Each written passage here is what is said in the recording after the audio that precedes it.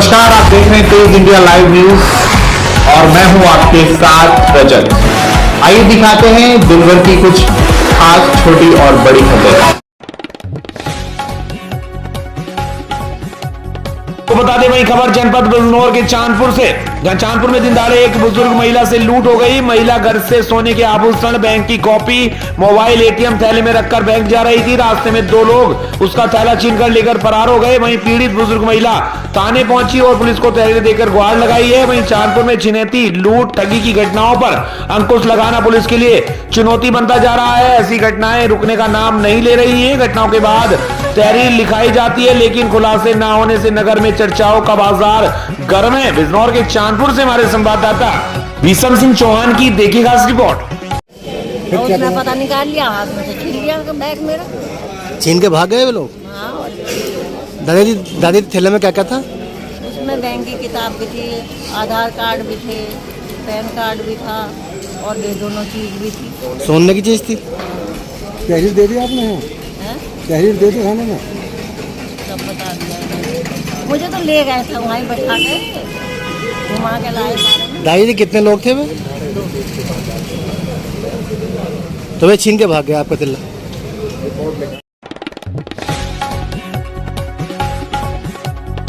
बिजनौर में दिन दहाड़े बैंक के बाहर अज्ञात बदमाशों ने दिया वारदात को अंजाम। युवक से मारपीट कर 1,70,000 रुपए छीन कर बदमाश हुए फरार।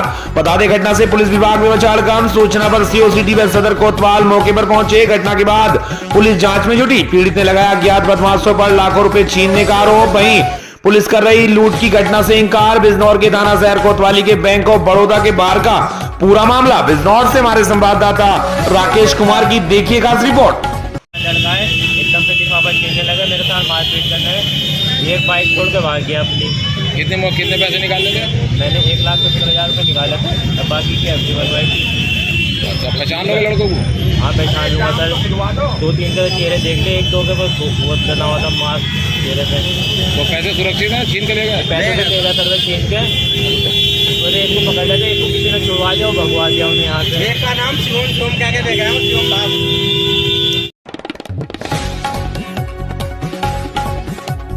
बता दें खबर जनपद गाजियाबाद से, जहां अयोध्या में श्री राम प्राण प्रतिष्ठा के उपलक्ष्य में देश में हर जनपद में चल रही प्राण प्रतिष्ठा को लेकर वार्ड 32 के पार्षद सुभाष चौधरी के नेतृत्व में बसंत पब्लिक स्कूल हरवंश नगर से प्रारंभ होकर शिव मंदिर, हरवंश नगर, बालाजी मंदिर, मेरठ रोड, गौरीशंकर मंदिर, मास्टर कॉलोनी, शिव मंदिर, महाराज नगर, शिव मंदिर, सीताराम पुजारी मंदिरों में कलश 5 पुजारी के नेतृत्व में सौंपे गए। विशाल जुलूस के रूप में कलश यात्रा में शामिल हुए सैकड़ों महिला एवं पुरुषों ने श्री राम के उद्घोष के साथ साथ कलश यात्रा निकाली, जिसमें मुख्य तौर पर पार्षद सुभाष चौधरी, पूर्व मनोनीत पार्षद राकेश त्यागी, शेखर त्यागी, पार्षद सुभाष चौधरी की पत्नी अंकुर चौधरी, गीता मुनेश, कुमारी राकेश पाल व सैकड़ों महिलाएं शामिल थी। वहीं पार्षद सुभाष चौधरी ने बताया कि इस उपलक्ष्य में 15 दिन तक घर घर जाकर अक्षत व राम की मूर्ति वितरित की जाएगी। या तो यह भी हो किसी रामचंद्र की प्राण प्रतिष्ठा 24 दिसंबर से शुरुआत होकर 1 जनवरी तक देश के विभिन्न शहरों में, गांवों में कार्यक्रम आयोजित किए जा रहे हैं। उसी कड़ी के अंतर्गत कलश यात्रा का आयोजन किया गया है। गाजियाबाद से हमारे संवाददाता पुष्पेंद्र सिन्हा की देखी खास रिपोर्ट।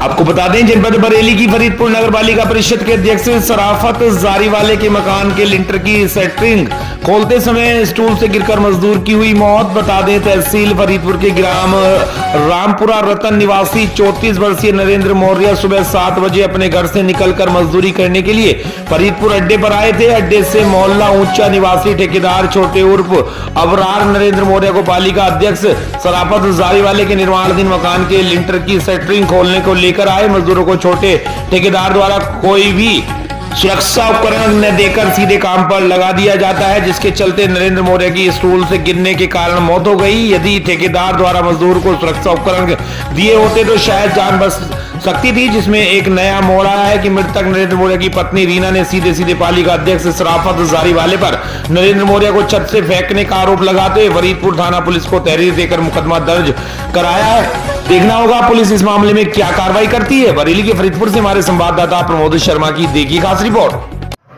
स्टूल पर से पैर फिसल गया था। कहाँ से? स्टूल पर से। क्या कोई किसके यहाँ काम चल रहा है? शराब से जरी वाले चेयरमैन साहब। चेयरमैन साहब के यहाँ किस समय स्टार्ट हुआ काम? काम को तो करीब 1.5-2 महीना हो चुका है, 2 महीने से ऊपर हो चुके हैं। नहीं, आज सुबह किस समय से स्टार्ट किया काम आपने? 8:30 के टाइम पर। और ये घटना किस समय की है? 1 से 1 के पास की है।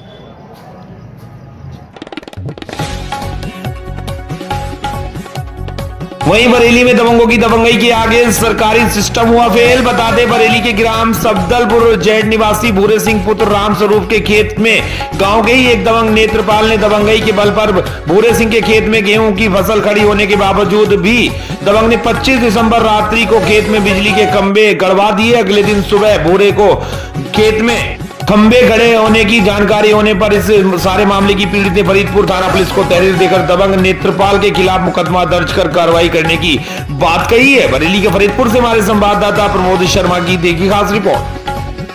समस्या है, हमारे गांव के नेत्रपाल हैं जिन्होंने हमारे खेत में खंभा गाड़ दिया है और हमारी अभी 2 से 3 दिन हुए हैं फसल में पानी लगाए हुए। तो उसमें से 2-3 चक्कर तो उसके ट्रैक्टर के मारे हैं, जिससे फसल भी हमारी बेकार हो गई और हमसे पूछा भी नहीं कि हमारे खेत में ये खम्मा गाड़ रहे हैं। अब सुबह को बोल रहे हैं कि हाँ हमने खम्मा गाड़ दिया है, तो ये चीज़ गलत है। अगर खेत में मतलब खम्मा गाड़ो तो पूछोगे, बगैर पूछे तो कर नहीं दोगे, बस यही है। इसकी शिकायत आपने करी है? हाँ, शिकायत थाने में करी है। क्या आश्वासन मिला है आपको? अब वो फ़ोन किया है, वो जाएंगे दरोगा जी, बताया है। ठीक। बता दें आपको, अयोध्या में श्रीमद् रामायण की टीम ने हाल ही में भगवान राम की जन्म स्थली अयोध्या की तीर्थ यात्रा की, जो उनकी रचनात्मक यात्रा में एक महत्वपूर्ण पल है। इस यात्रा ने उन्हें उनकी कहानी को ऐतिहासिक जड़ों की गहराई से जुड़ने का अवसर दिया। टीम की खोज में राम जन्मभूमि, कनक भवन और हनुमानगढ़ी जैसे पवित्र स्थल शामिल थे। उन्हें शहर के आध्यात्मिक माहौल और ऐतिहासिक महत्व से जोड़ा। सोनी एंटरटेनमेंट टेलीविजन के बिजनेस हेड नीरज व्यास ने इस यात्रा के महत्व को बताया और कहा कि भगवान राम की कहानी को नई पीढ़ी तक पहुंचाने की हमारी प्रतिबद्धता को दर्शाती है। मर्यादा पुरुषोत्तम प्रभु श्री राम का किरदार निभा रहे सुजय रेऊ ने कहा कि अयोध्या की तीर्थ यात्रा परिवर्तनकारी रही। इसने भगवान राम को लेकर मेरी समझ और निरूपण आया है। माता सीता की भूमिका निभाने वाली प्राची बंसल ने कहा कि अयोध्या को प्रत्यक्ष तौर पर अनुभव करना दिव्य अनुभूति थी। इस तरह से मैं माता सीता की भक्ति और शोभा को समझने के करीब पहुंची हूं। जबकि निर्माता सिद्धार्थ कुमार तिवारी ने कहा कि यात्रा से हमारी सीरीज में वास्तविक गहराई आएगी। संपूर्ण आयोजन हनुमानगढ़ी के इमली बगिया में स्थित मारुति भवन में महंत कल्याण दास जी महाराज के सानिध्य में संपन्न हुआ। श्रीमद् रामायण का प्रीमियर 1 जनवरी 2024 को रात 9 बजे सोनी एंटरटेनमेंट टेलीविजन पर होगा। जैसे हमारे संवाददाता नौशाद आलम की देखी खास रिपोर्ट। जी, जैसे बहुत सारी दर्शकों को कैसे आप आकर्षित करेंगे अपनी ओर, क्योंकि वो जमाना अलग था कि लोग भाव के दर्शकों के लिए मुझे लगता है कि ये रामायण की जो कहानी हम जिस तरह से प्रेजेंट कर रहे हैं, जिस तरह से हम इस पूरी कहानी को देश के सामने लेके आ रहे हैं, उसमें जो भावुकता है वो अपने आप जनरेट होती है। मुझे नहीं लगता कि रामायण की कहानी से हम भावुक नहीं जी को एवं सिद्धार्थ जी की पूरी टीम को बहुत बहुत बधाई और साधुवाद देना चाहेंगे।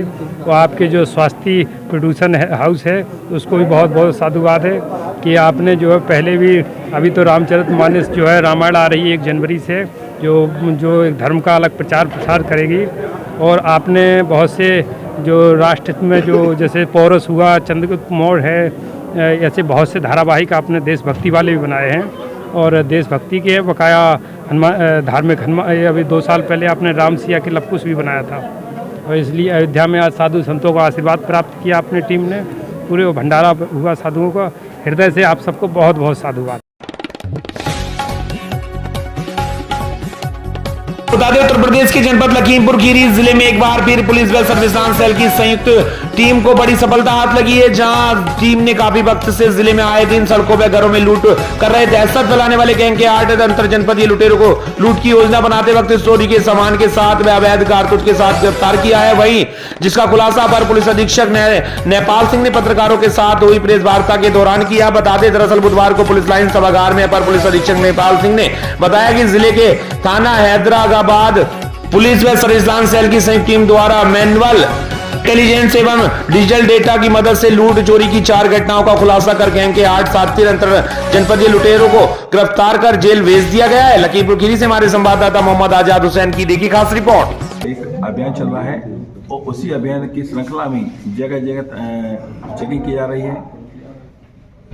हैदराबाद में चेकिंग की जा रही थी एसओ द्वारा, तभी उनको सूचना मिली जरे मुल्क खास की भेलवा मोड़ पर कुछ लोग संदिग्ध हैं और घटना करने के फिराक में है। इस सूचना पर कल SHO में फोर्स के मौके पहुंचे और वहां पर कुछ लोगों को रिटर्न किया। जब उन लोगों से जानकारी की गई, पूछताछ की गई, तो उन्होंने अपने नाम बताया और ये जो गिरफ्तार अपराधी थे, आरोपी थे, ये बिहार, झारखंड, छत्तीसगढ़ और उत्तर प्रदेश, मतलब 4 राज्यों में अंतर्राज्यीय गैंग है। इन 8 लोग गिरफ्तार किया था। इन्होंने अभी फिलहाल जो हैदराबाद में लूट हुई है, खीरी में लूट हुई है, उसको कन्फेस किया, मितोली चोरी और पड़ोई चोरी कन्फेस किया और इनकी निशानदेही पर लूटा गया, चोरी गया माल बरामद है।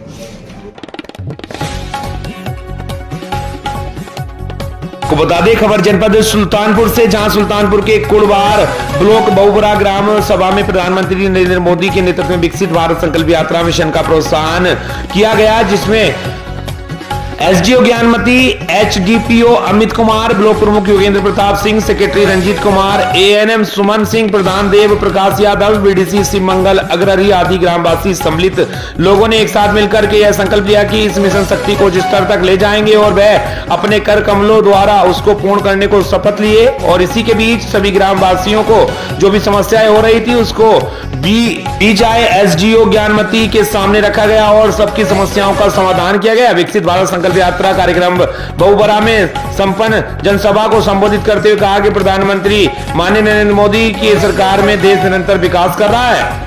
हर वर्ग, हर समाज के लोगों को योजनाओं का लाभ पहुंचाने में अहम भूमिका निभाई जा रही है। उन्होंने कहा कि पात्रों को मुफ्त राशन, निःशुल्क इलाज की सुविधा, आवास, पेंशन, आयुष्मान कार्ड, बेहतर शिक्षा, शौचालय आदि योजनाओं का लाभ दिया जा रहा है। नागपुर से हमारे संवाददाता दीपक तिवारी की देखी खास रिपोर्ट।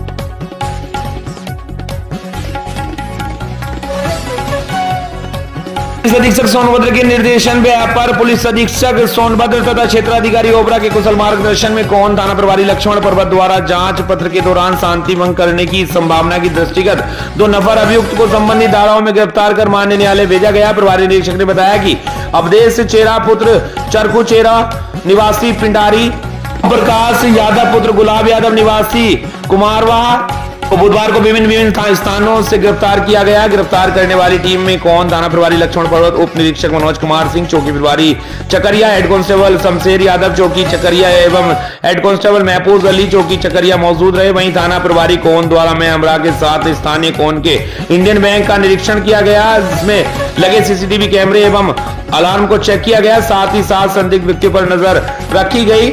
प्रभारी निरीक्षक कौन द्वारा सुरक्षा की दृष्टि से स्थानीय कौन में सभी ग्राहक सेवा केंद्र का निरीक्षण किया गया। सोनभद्र के कौन से हमारे संवाददाता राजन जायसवाल की देखी खास रिपोर्ट।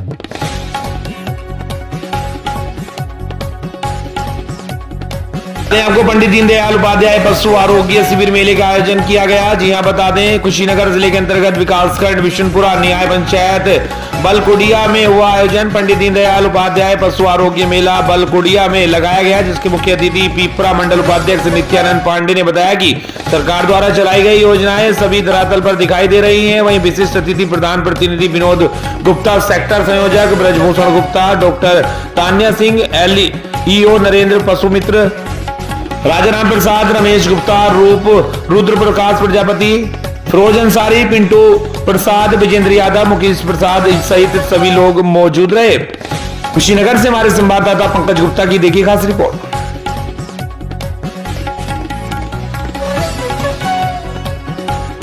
जनपद जालौन से, जहां जालौन नगर के मुख्य मार्ग जुजालपुरा समिति के पास अधिशासी अभियंता राधेश्याम यादव के नेतृत्व में विद्युत उपभोक्ताओं की बकाया बिल आदि समस्याओं के समाधान के लिए एक मुश्त समाधान योजना के तहत 170 उपभोक्ताओं के बिल का संशोधन कर उपभोक्ताओं ने एक मुश्त समाधान योजना का लाभ लिया, जिसके तहत लगभग 14 लाख रुपए का राजस्व वसूला गया। इसी के तहत अवर अभियंता अंकित साहनी, अमन पांडे के नेतृत्व में नगर में बकाया धनराशि वाले लगभग 150 उपभोक्ताओं के कनेक्शन काट दिए गए। इस दौरान SDO अनुरुद्ध कुमार मौर्य, TG 2 हरिओम गुप्ता, आतिफ सिद्दीकी सहित सभी लाइन मैन मौजूद रहे। जालौन से हमारे संवाददाता संतोष कुमार सोनी की देखी खास रिपोर्ट। इस योजना में हमारे लगभग 1,25,000 कंज्यूमर हैं डिवीजन में, लेकिन अभी तक 13,000 ही उपभोक्ता लाभ ले चुके हैं। अभी हमारे कंज्यूमर बहुत ज़्यादा बकाया है। 85,000 का टारगेट था हमारा पूरा करने का, लेकिन हम अभी 12 से 15% टारगेट ही पूरा कर पाए हैं। ये योजना सिर्फ 31 दिसंबर तक रहेगी और हमारी अपील है सभी माननीय सम्मानित वक्ताओं से, जनप्रतिनिधियों से और यहाँ के जो भी सम्मानित लोग हैं कि अधिक से अधिक लोगों को इस योजना का लाभ दिलवाने के लिए हमारे काउंटर तक पहुँचाएँ या ऑनलाइन जमा कर दें। ये योजना ख़त्म हो जाएगी तो उसके बाद जमा करने में दिक्कत होगी। सरचार्ज माफ़ी योजना जो है चल रही है और उपभोक्ता जमा करके अपने सरचार्ज का माफ़ी का लाभ ले सकता है।